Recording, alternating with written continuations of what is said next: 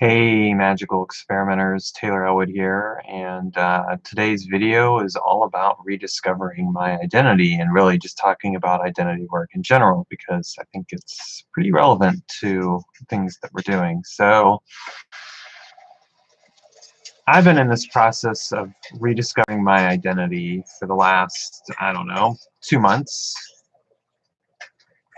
because I think that when you go through a change in your life, whether it's a divorce, such as in my case, or you maybe you leave a job or you start working at a job or something along those lines. What ends up happening is you discover a change in your identity. Now, before I get into this much further, I will say that if you're watching this video, go ahead and click the subscribe button and click the notification bell so that way you get notified. And if you like this video, give it a like. If you feel moved by the content, feel free to comment, but otherwise engage and let me know what you're thinking. All right, so let's get back to this. So, I think anytime you have a shift in identity, it brings with it a change in your own internal reality. Because the thing is that we structure our identity around the people, the activities, the things that we do that that support us, and that support who we are. I mean, I think that like in my case, when I left my job back in August, it was interesting. I didn't realize how much of an identity shift that leaving that job was because I had been doing it. And while it was good for me to leave that job at the time, it was interesting because my identity shifted so much, and I didn't expect that, and that brought some other shifts with it that weren't necessarily so great. More recently, of course, I've been dealing with well, getting divorced, and that brings with it a ton of realizations. It certainly brought some grief and sadness with it because um, you're leaving this relationship behind. And I think regardless of how friendly or unfriendly a divorce is, there's always going to be some grief and things like that. It's kind of weird in a way because I've been divorced twice now, and I would say that I certainly felt some grief in the first divorce, but with this one, I think I felt it more, and part of it's because it was a quote unquote friendly divorce. I mean, we loved each other. We still presumably love each other. I mean, I certainly feel some love for her, and it it was a shift. And like yesterday, I actually drove up to Cape Disappointment in Washington to the shrine for She Who Watches. Well, one of the shrines, because there's a number of them. It's for the Confluence Project, and I don't know if they would even consider it a shrine to her, but I do, because it's really connected to the Columbia River Gorge and the Columbia River. And the Columbia River is, for all intents and purposes, in my experience, it seems to be She Who Watches seems to be the face of the Columbia Gorge. Basically, like she's kind of the avatar, if you will. And it was interesting for me because before when I went up there, I'd gone up there with my ex-wife, and so I'm driving up there. I'm driving up there alone for the first time in years and years. I mean, I don't even think I'd been up there before her. And so, of course, there was a sense of grief and a sense of identity shift because here I am going to this place without this person that I used to be with. And then I go there, and I ended up making an offering of sorts, a sacrifice, a bit of my hair, and then some tears and other things because I'm offering basically my sorrow and my grief around this person being gone from my life, and around this change in identity because it's also this shift in who I was. I went from being a quote unquote married person to being divorced and single, and rediscovering who I am and what my life is going to look like. And I think that kind of work, it brings with it those kind of shifts. I mean, sometimes our identity shifts are happy shifts. I don't want to make you think that they aren't. But of course, in my case, a lot of it has been sad. Some of it's been happy, though. I mean, one of the things that I've been really doing a lot of thinking around and rediscovery around is who I am, in relationship to who is this person, Taylor Ellwood? Who am I now? Because when you get out of something like a job or a relationship or whatever else, you have this invitation to rediscover yourself. One of the things that I'm realizing, or that I've realized, is I gave away some of my identity in my previous relationships. With the first ex-wife, I compromised in certain ways that I wouldn't ever do again. And then with the other one, I mean, I really compromised because I tried to be something I wasn't. I tried to be monogamous, and that didn't work for me. I've realized really that I'm thoroughly non-monogamous, polyamorous, and so I'm rediscovering that and what that means. And really, I'm rediscovering it in relationship to myself. I'm not actively involved with anyone now. And I don't know when that'll happen, or if that'll happen, because there's no guarantee that, of course, anything like that will happen. But I think that in rediscovering this identity and even being able to say, well, this is the way that I am, and this is the way that I can be, it's allowing me to rediscover who I am and like who I want to be in my life. But at the same time, it's also allowing me to really examine, like, how did I compromise myself with other relationships? How did I set myself up in other situations to not necessarily be me in the way that I deserved to be me? And I place this more so on me than I do on anyone else in the equation. Like, I'm not going to say, like, well, it's either of my ex-wives' faults that I ended up a certain way. It's not. It's me who has to take responsibility at the end of the day for my choices. I mean, if I chose not to speak up and say, this is something that's essential to me, and I don't think I can compromise this way, and instead I tried to compromise, then, well, I mean, I have to deal with the consequences of that. I mean, unfortunately, sometimes those consequences do spill out to, the people around you. And I think that that's worth noting. Like, if you're not living a fully authentic life, if you're not fully grounded in your own identity, yes, you are dealing with the consequences, but so are other people. And is that something that you want to inflict on those people? I mean, I reflect on the fact that, like, what would have happened if I had, for example, said to my second ex-wife way back when, look, I can't do monogamy. I mean, our relationship likely would have ended a lot earlier. Maybe not. Maybe we would have been able to figure out a way. I don't know. I didn't take that route. I took the route of, well, I really want to be with this person and I love this person, so I'm going to try my best to be something that I'm not. And that's on me.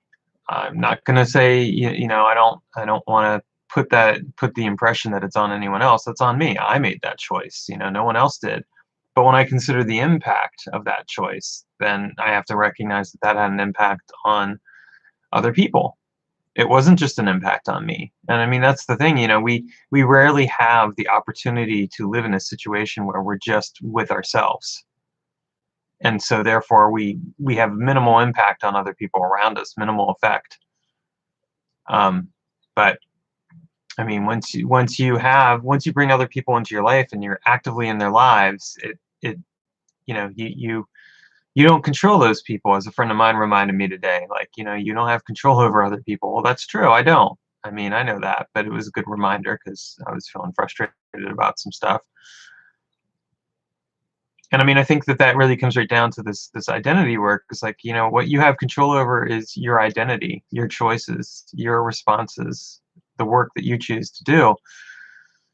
And when you have a shift in your identity, it behooves you to maybe take some time and be fully present with that shift. I think my biggest regret about last August was that instead of stopping and honestly just taking a couple weeks or a month off after I finished leaving my job, and really just kind of getting to know who Taylor Ellwood, the self-employed full-time writer, was. I just kept trying to write, and I kept trying to do other things, and I pushed myself, and I ended up exhausting myself, and I got into a situation where I left myself vulnerable to somebody, and that created a lot of chaos, and ultimately, well, and now I'm dealing with the consequences. I've been dealing with the consequences of that for the last over half year, um, and it's not been fun.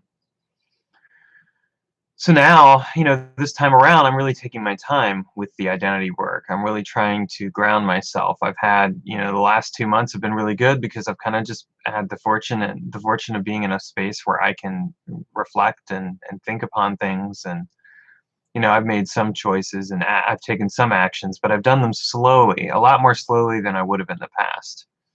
Um, because I can be a terribly impulsive person, and I know that. It's one of my faults for sure. And I'm really trying to temper that and be more aware of it and take my time with things, because when you don't take your time, when you just kind of leap into things because you're basing it off of whatever is going on, it just ends up biting you in the butt more often than not. I mean, yes, maybe you don't screw yourself up too much, but in the end, you do end up screwing yourself up. Uh, you know, um, because if you're more often than not, your impulsive choices are going to be ones that are going to be based on the moment. I mean, I had a moment this morning where I woke up and I was feeling like, oh man, I'm feeling this way about some recent life changes, and maybe I should just say fuck it to these changes, because I don't know if I really want to do this. And I did a tarot card reading, and the tarot card reading was like, no, dude, don't do that. It was like, okay, you had the Wheel of Fortune, you had Strength reversed, I had the Ten of Wands and the Nine of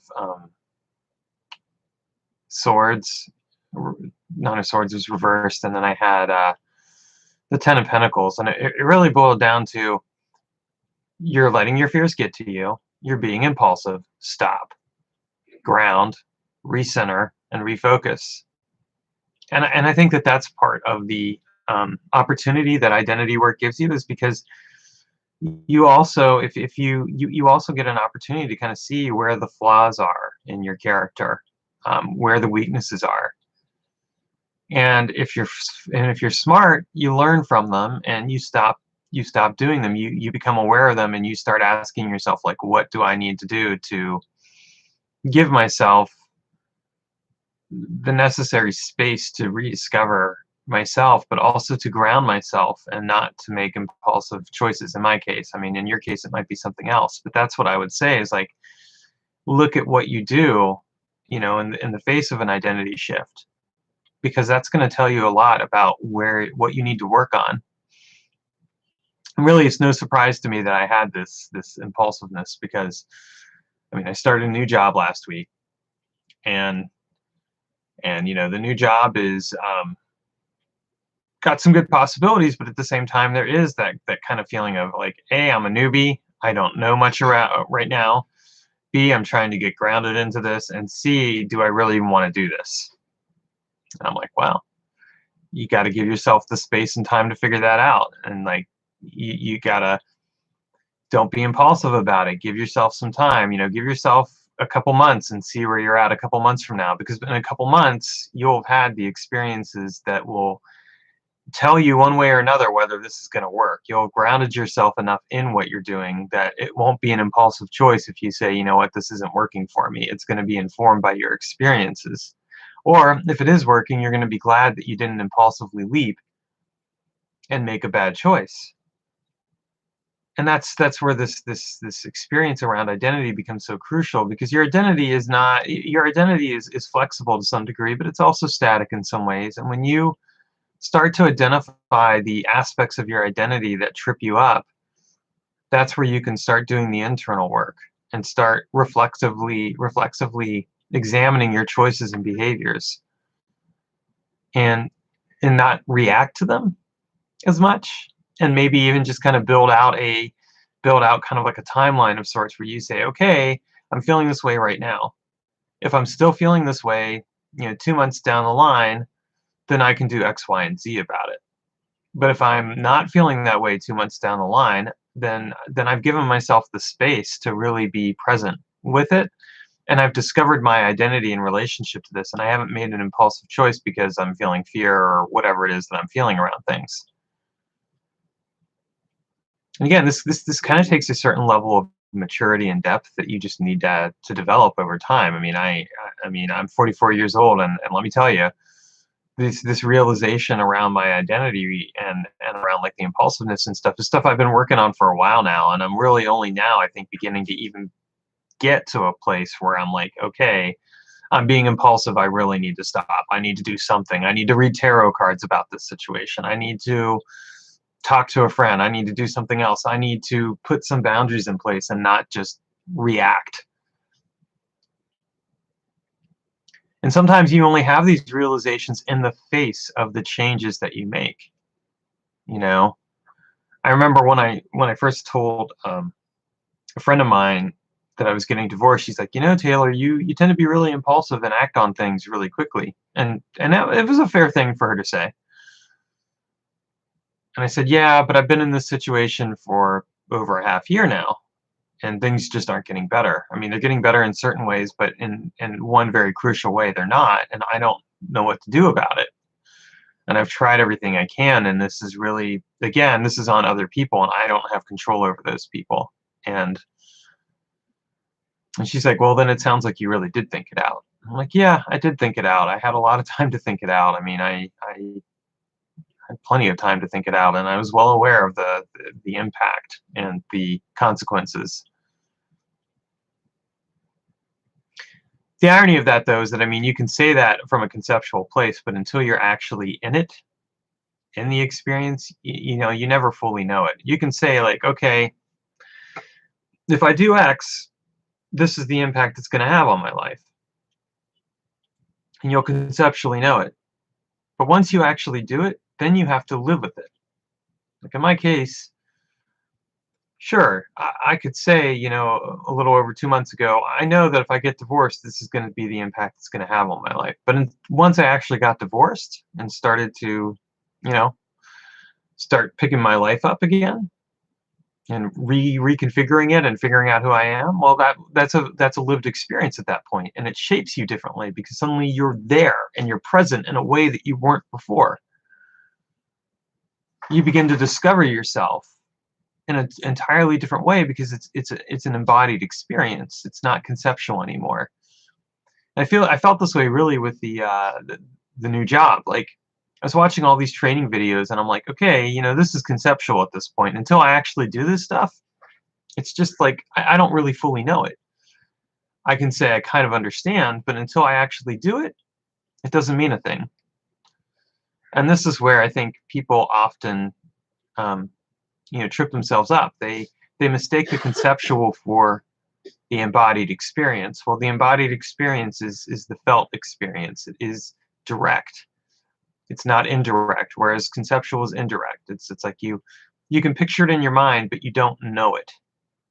And this is where this work around identity is so important, because you need to ground yourself in the experience before you make further choices. When you make big choices in your life, whether it's getting into a relationship or getting married or getting divorced or starting a new job or leaving a job or trying something else, whatever, you have to give yourself time to be in that experience, that new experience, as much as is reasonably possible. Now, let's say in the case of leaving a job, you're leaving a job because you got fired or something. Well, you don't have a lot of time for that. You might need to find more work. But you still need to give yourself some time to just be in that experience. And I think a lot of times people just leap into things. Certainly I leap into things because we're like, okay, well, I got to take care of this. What was telling for me was that, like, in the first, I would say the first 3 to 4 weeks of like after my ex-wife and I decided that we were getting divorced, I had to I had to necessarily do some things. I had to leap into some stuff, and I was dealing with the shock of the experience. It really wasn't until a month in that I began to start feeling more of the grief and the sadness, because I no longer had to rush around taking care of things. I had started to ground myself in my new experience. And that's when it became an embodied experience. And so it's no surprise to me. Well, no, I shouldn't say that. Yes, it is a surprise to me in some ways that I'm still feeling some of this stuff. I know, and that's silly. Like I said that to one of my friends last night, and she just kind of looked at me and she's like, "Dude, you're not going to get over it that quick. Like, you're kidding yourself if you're going to get over it that quick. You're not." Yeah, you're right. Well, hey, and I just allowed myself to cry and be sad and all that other stuff. And I'm going to allow myself those moments because it's not something where I'm just going to get over it. I mean, even let's even say, for the sake of argument, that at some point down the line here, I meet somebody else. I may still very much be grieving the previous relationship, even as I get involved with that person. Which is why I'm going to take things slow with whoever I get involved with, because it's going to be like, well, I don't want a rebound relationship. I want this to be something that's real and grounded. And I don't want to make the mistake of, well, this person can fill the gaps for that were suddenly created when I was no longer with this other person. Because there's really no way that those gaps can be filled. I mean, it's not a person isn't replaceable. You have somebody go out of your life or come into your life or whatever, and they're not replaceable. They're not expendable. They're part of your life, and they have a space in your heart, in your play, in your presence, and you can't replace them automatically. And I guess that's kind of the thing that I realize, I'm capable of loving more than one person, and in fact want to be able to love more than one person and show interest in more than one person, and really allow myself to be with more than one person. But it doesn't mean that the people that I'm with are replaceable by somebody new. It just means that there are that I am able to be with each person in whatever unique and respective way they show up in my life. But when that person goes away, it's not like suddenly, well, I can fit this person into this wedge and there we go, everything's better. It's not. A change in identity does not brings with it all the things that come with it, and it doesn't just go away. It has to be dealt with and experienced, and that's really where I'm at. I'm experiencing and dealing with this change in identity. This last week has been rough for me in some ways. I've really been doing a lot of grieving because I'm just like, wow, I I have lost so much in my life. I had a friend of mine I was talking with earlier this week, and I was telling him, like, I grieve for my cats because those cats are gone. I don't have those cats again. I'm not going to see them. I'm not going to be around them anymore. I grieve for I grieve for the life that I had. I mean, I had this life, and it was something that was consistent and predictable in some ways. And then I grieve for my ex because this was the person in my life. And some of those things, I'll come to terms with. Like, I'll come to terms with the life that was. I am doing that by just embracing the life that is and the opportunities that are available to me, instead of holding on to what was, because there's no point in holding on to what was. But some of it is just like, well, I'm I'm embracing that, but then also there's this realization of, well, some things aren't going to just automatically go away. I'm probably going to be grieving my marriage for a while. It may get to a point where someday I don't think about it as much. I'm sure that'll happen, and I'll be less driven by that grief. But it's something I just have to give its own time to. The same thing with the cats. I'm going to have moments where I feel sad about the cats. And there will probably always, and honestly, in the case of both the marriage and the cats, there will probably always be some moments where I think about them. I mean, I still think about my one cat, Sensei, and it's been a few years since he died. There are moments I find myself thinking about him and missing him and wishing he was in my life still, but he's not, and life goes on. I could have that moment of sorrow and grief and allow it, even if it's a little ping. But I can't necessarily expect that, these things are just going to go away. It doesn't work that way. I guess it's interesting though, because like I said, I don't find myself thinking too much about other past relationships. I mean, once in a while, I'll think about like my ex-fiance from a long time ago and be like, I wish I'd done things a little bit differently with her. Or I'll think about the first ex-wife and I'll be like, yeah, I wish I had said this or I'd done that. Well, I didn't. What can I do? I can learn from it. And it's the same thing with this other relationship. I have to go forward and be like, well, what can I learn from it? Because that's what I got. Purely and simply, that's what I have. What can I learn from this? How can I grow? How can I move forward? You know. So remember that in your own identity shifts. Like you're going to have shifts in your identity, and give yourself the time and space to be with those shifts. Don't be in a rush to try and get through them. Particularly the ones that are sad or hard or grieving. Where you're grieving. Don't try and force your way through. You're not going to get through that any faster than you're going to get through it. Even the happy ones, I mean, the happy ones I would say just enjoy, because like, look, your happiness is a rare enough thing. I know people are always trying to pursue happiness, but happiness is something that takes its time. You can have happiness and then it can be gone in a moment. In my experience, happiness is a lot more fleeting than people think it is. We want to be happy all the time, but we aren't necessarily happy all the time. Well, that's it, and I wish you guys the best, and I hope you have a wonderful rest of your day.